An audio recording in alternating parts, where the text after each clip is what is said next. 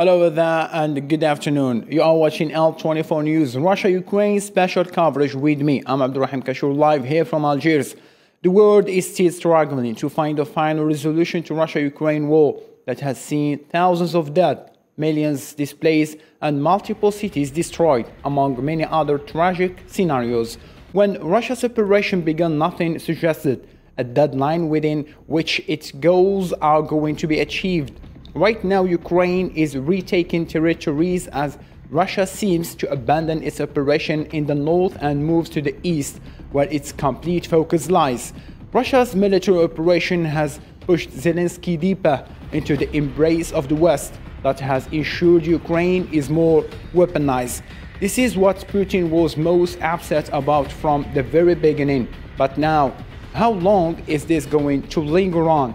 These questions and more are going to be discussed with our panel of guests. We have Mr. John Clary, an interpreter and international relations analyst from California, USA, and Alexei Yakubin, PhD in international relations from Kiev, Ukraine.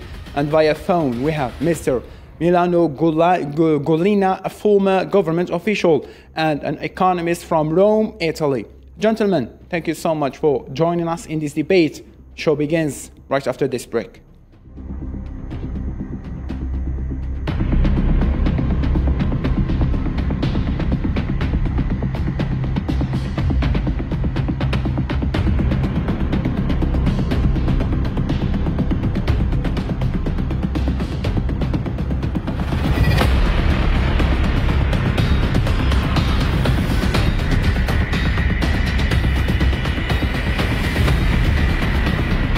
Today, the Italian Prime Minister Mario Draghi begins a visit to Algeria, during which he will meet with senior officials in the country.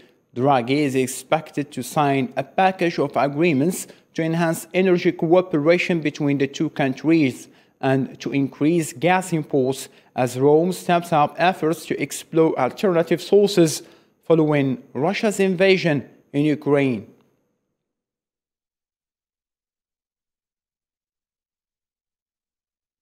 Mr. Gulani, let me begin with you. How can you describe the visit of Mario Draghi precisely this time to Algeria? Was it already scheduled as continuation of November's visit of the Italian President Sergio Mattarella, or this visit is based on the European circumstances after the 24th of February operation by Russia? But the times of Enrico Mattei have finished after Craxi terminated his life. I think now we have had some decades of very difficult for Europe and for Italy. Now of course, Italians are looking for Algerian gas. And this is in the main of your task to understand what to do better for you and for us.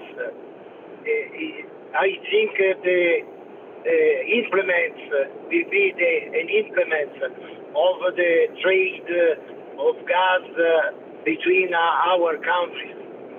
But we have to remind that Italian government and the other European governments have chosen to struggle against peace and to support Ukraine and not to have a neutral and peaceful policy. I'm sorry to cut you to your thought, Mr. Gulani, but this visit, as I already asked you, was it already scheduled, or this is just happened after the Russian military operation in Ukraine? The question is your relationship with Russia. We are in war officially against Russia. It's a very big mistake of my country and of the other countries of Europe.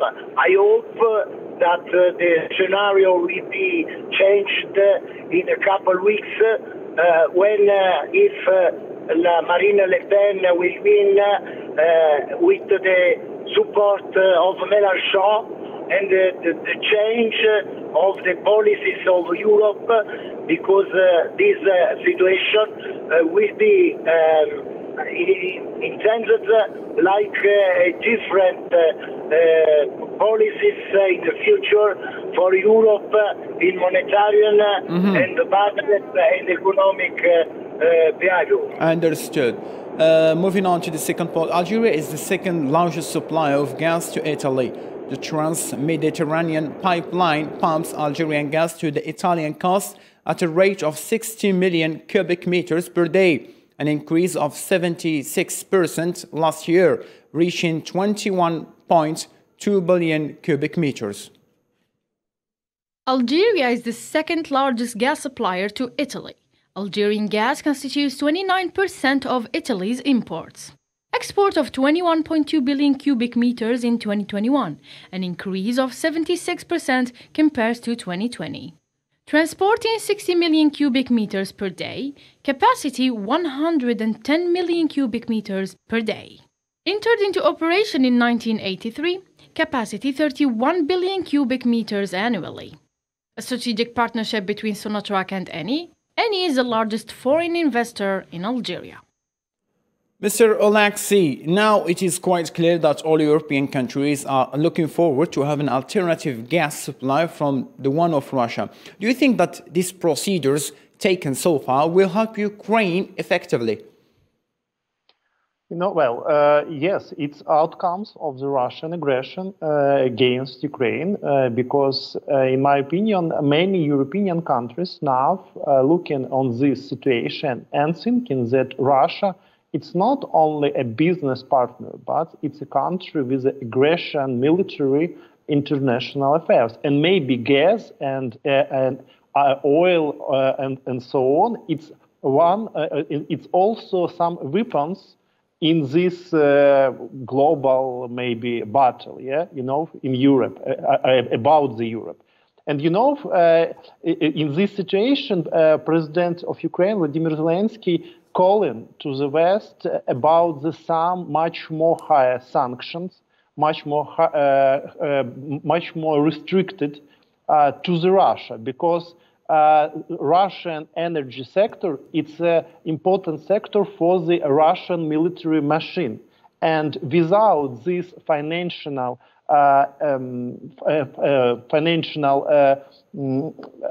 pace from the European country, maybe Russian military machine will stop. That's why for Ukraine now is one of the main important questions. It's a much more sanction against Russia, and maybe it's it will be way for the much more realistic, peaceful negotiate with Russia. Because in my opinion now, from the Russian position, we see some continuous military actions on territory of Ukraine. Maybe in mind some Russian politicians thinking that peaceful talking, it's not important for this situation after some military actions on the Donbass, on the Mariupol.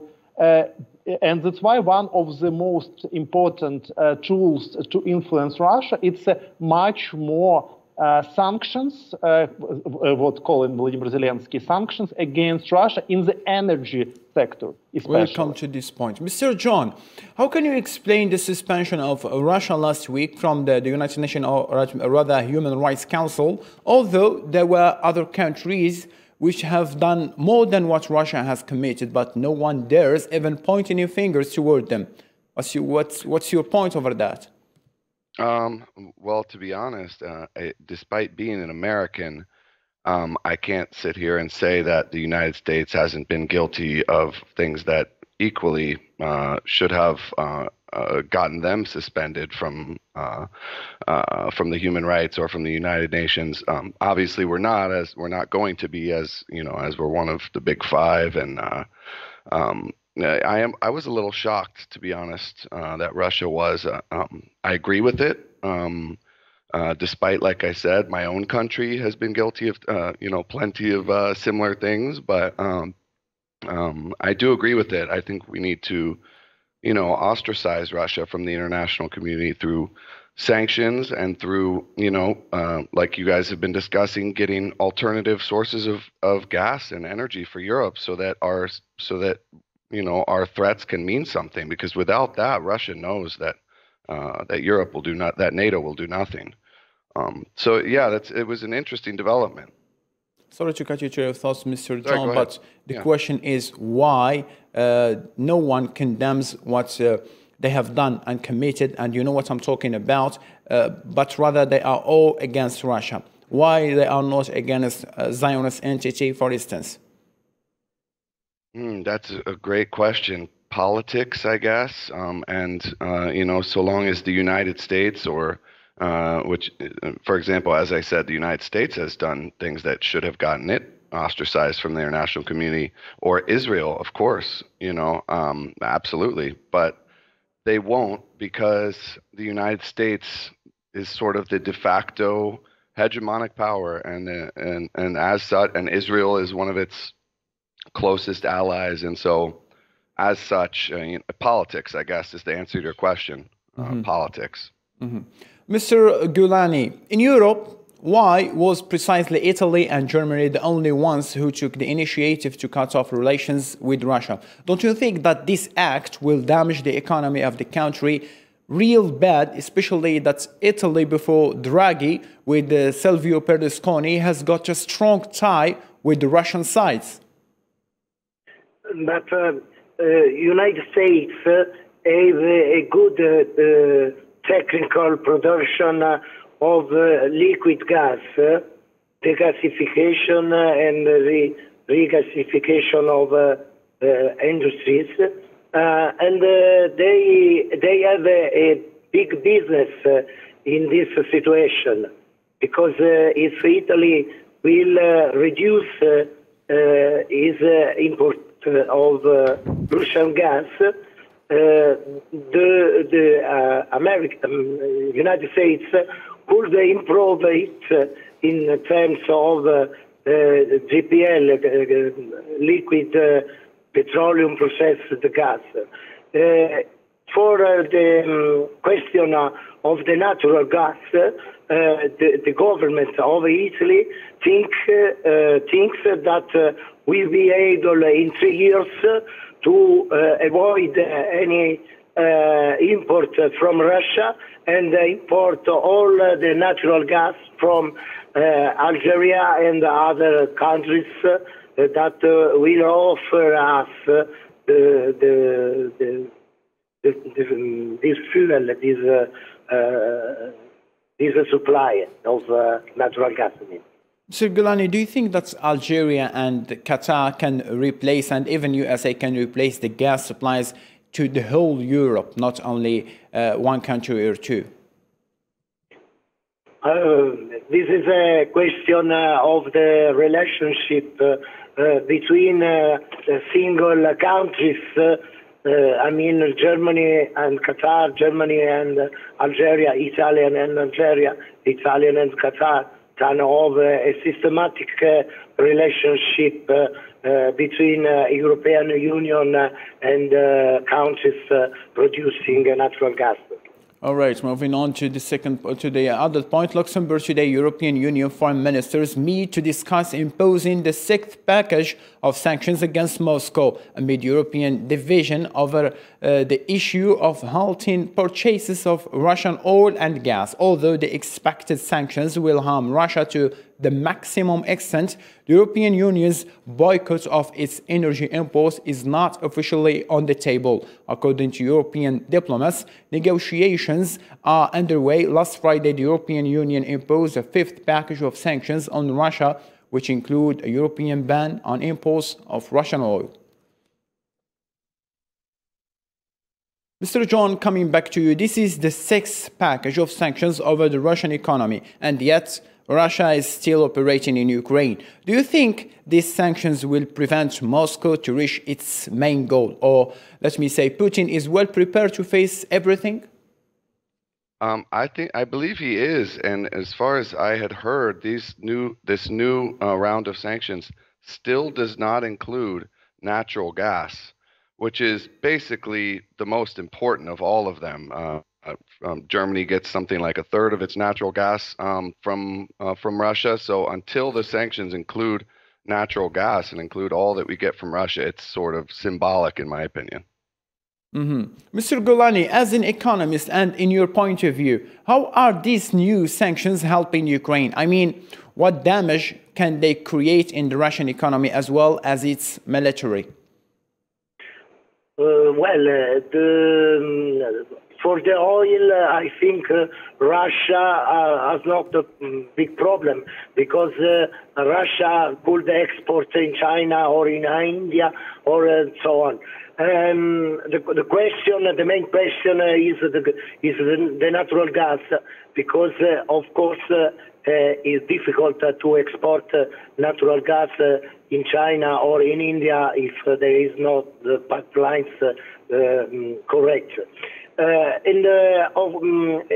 think Putin has chosen to move his West tanks and army, and I don't know why, but he has his better tanks and armies for the next phase of the war. And this is the big question that European countries must to think for the next futures, because the idea of England and United Kingdom and the United States is to destroy Putin, to change the leadership of Russia. But I think is no good strategy. Perfectly understood. Mr. Oleksiy, as a Ukrainian, I believe you feel kind of comfortable and relieved since the Russian troops are not moving forward toward the capital, Kiev, anymore. Do you think this is the beginning of the end of this nightmare? Yes, it's some important step, but this step connects with some strengths of the Ukrainian army. It's not only goodwill from the Russia, because we're thinking some rumors about the Russian plans that Kiev was fall after 2 or 3 days and so on. But this scenario is not realized, and it's important, yeah. But in my opinion, maybe now Russia now modified some their goals according to the Donbas region. And if we're talking about the mid-term strategy of the Russia, maybe it's important question. It's some administrative borders of the Donbas and Lugansk region. But if we're talking about the sanction policy, in my opinion, it's not enough for the help and for Ukraine. And, in this question, I agree with Vladimir Zelensky that now Ukraine need also sanctions and much more sanction against Russia. Also, maybe some embargo, and also some helping from the maybe join to the European institution for the Ukraine. It's a good for some Ukrainian plans and some Ukrainian future.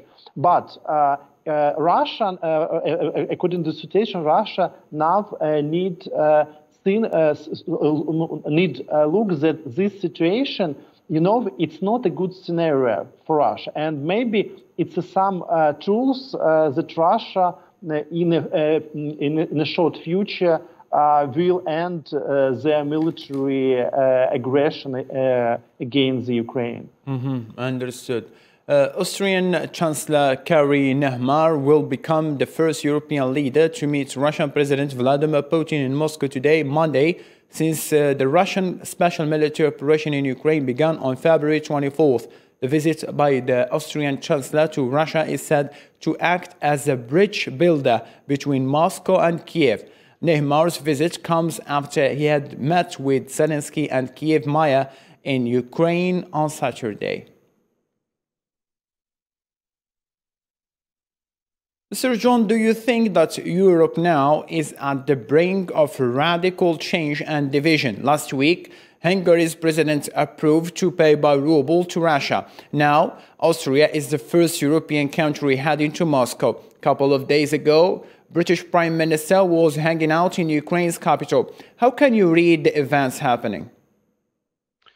That's an interesting question. I sort of was surprised it took so long myself. I think Ukraine represents our ideals, our the West's justice, the rule of law, and I was shocked that it has taken so long for European leaders to go visit. Maybe it's a sign that moving forward with more and more sanctions, searching for alternative sources of fuel, of natural gas, maybe it's a sign that they're finally getting the political will together to agree to stand up to Russia. And we have a long way to go, but I'm happy to see that we're finally turning the tide. Do you think that the British Prime Minister, and with his unexpected visit, Mr. John, to Ukraine, has a significant picture for Vladimir Putin? I think it's a huge. The British Prime. I mean, that sort of leads. It shows the example to all of Europe. So I sure hope. Yes, I sure hope it's kind of showing the way to other European leaders. Look, now we have the Austrian Chancellor. Yes, and Biden even, or someone from the administration of Biden, I can't remember who, Blinken, maybe Anthony Blinken visited not so long ago. So yeah, I hope these are the first of many to come, personally.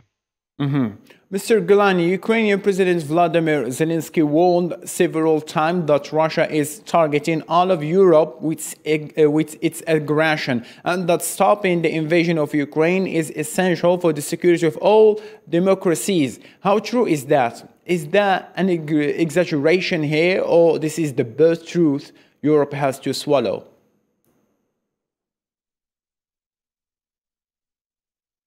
Mr. Gulani, do you hear me?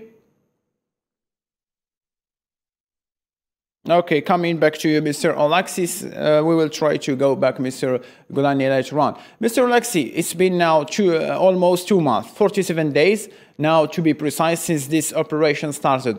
What is your expectations? Has Ukraine regime prevailed? Maybe the situation now, looking at Ukraine, some Russian maybe operation plans, or maybe some Russian views of the Ukrainian policy, Ukrainian state capacity, it's not a right view, yeah? Because in my opinion, Russian leaders, they build a wrong strategy on the wrong data about the Ukraine. And now Russia will face with the real Ukraine. And real Ukraine, it's not Ukraine from the Russian TV about the failed state, or maybe about without army, and so on, yeah? And, to the previous discussion about some science, in my opinion, very powerful science to the American president will be to go to Kiev like Johnson, because, it's seriously very strange and powerful sign to the Russia if the president of the United States, Joe Biden, will go to Kiev and visit to Kiev and meeting with Zelensky in Kiev, and not talking about the Ukraine in the Warsaw, yeah, in Poland, but in Ukraine like Johnson. But now we did not see this steps from the American leader. But if we're talking about some situation in near term, yeah, For Ukraine, this war is very damaged in the demographic, economically, because now, according to the Ukrainian cabinet minister, Ukraine lost near half of the economy. Understood. Russia lost only 10%, maybe, according to the sanctions. You know? Mr. Gulani, Ukrainian President Volodymyr Zelensky warned several times that Russia is targeting all of Europe with its aggression and that's stopping the invasion of Ukraine. I don't hear very well. Do you hear me, Mr. Gulani? Not good connection. Okay, we will try to call you back in a while. The woman before talking with me, I heard better. We will come back to you, Mr. Gulani. I'm not hearing you very well. Mr. John, as a direct question, as Mr. Oleksiy has already mentioned, why yet the US president didn't pay a visit to Kiev? Last month, he was in Europe. He paid a visit to Brussels, but he didn't pay a visit to Kiev. It was very good and very important if he paid visit to Kiev. Yes, I think it's absolutely necessary. I've been, in my own head, been wishing Biden would go, because he needs to show a sign to Europe, too. Europe is traditionally divided. That's sort of the nature of Europe, sort of the reason why we created NATO. So we need, in this space right now, American leadership. And that means the United States president visiting Kyiv, a country which is being attacked by Russia, a country which does not represent the values of justice, of rule of law. And I think the reason has always been stated as Russia's a nuclear power, but we can't live under that fear forever and let Russia dictate the terms of this conflict or of future conflicts, because after all, Putin's a shrewd politician. And look at what he went under during Obama's presidency. He invaded Crimea, and we sort of didn't stand up to him then, and now look, he's invaded all of Ukraine. So these things are linked, and absolutely, Joe Biden, in my opinion, Joe Biden needs to visit Kyiv. Absolutely. John, I will come to this point. Multiple guests I have invited to this show, most of them, they talk and they mention that the list of sanctions was already prepared before the military operation has begun. Do you think that U.S. kind of has prepared everything before this military operation? Before Russia's military operation? Yeah. In the case that they were to invade, yeah, it's entirely possible, because I was reading reports in New York Times and in other news sources that we were expecting Russia to invade. Those reports said Russia was expected to go to Kyiv. I didn't believe that myself. I thought they would have stayed in Donbass and other, just like they did in Crimea, just carve out chunks. But yeah, I think they were expecting Russia to do this. And, so was I for quite some time, ever since Crimea, so was I. So yeah, I wouldn't be surprised if they had this list of sanctions ready. Absolutely. Mr. John, don't you think that Russia has all the right to defend its national security? Because they claim that Ukraine has, they are trying to join NATO, and NATO has nuclear power. So Russia is defending its national security, and the districts of Lugansk as well as Donetsk.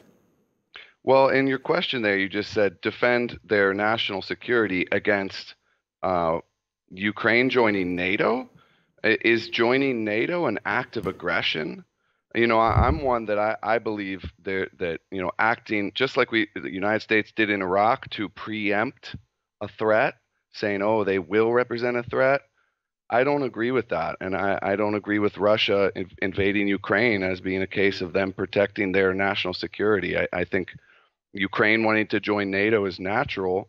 Russia might not like it, of course, but it's not an act of aggression. It's not something that justifies Russia sending military forces into a peaceful country. Mr. Oleksiy, do you agree with that? Because Russian President Vladimir Putin says that Ukraine has Nazism. Ukraine trying to join NATO, they are considered as a threat to my country. Don't you think that he has the right to defend his national security? Yeah, But it's not a Russia under aggression, yeah, but Ukraine under aggression, you know, and that's why I'm agree with the previous speaker, because in my opinion, the Ukrainian people, yes, some of them thinking about the NATO, but, you know, not all the Ukrainian politicians talking about the NATO, because some Ukrainian politicians, for example, opposition politician leader, for example, Yuri Boyko, from the opposition parties. They understood, Mr. Alexei. I'm sorry, I'm going to cut your train of thoughts. We reached the limited time of our show. Mr. John, Mr. Alexei, thank you so much for being with us. Mr. Gulani as well. It was a pleasure having you in our show. With this, our special coverage draws to an end. Thank you, dear guests, for this vivid discussion. And thank you, dear viewers, for keeping it here with me in Al 24 News. Bye for now.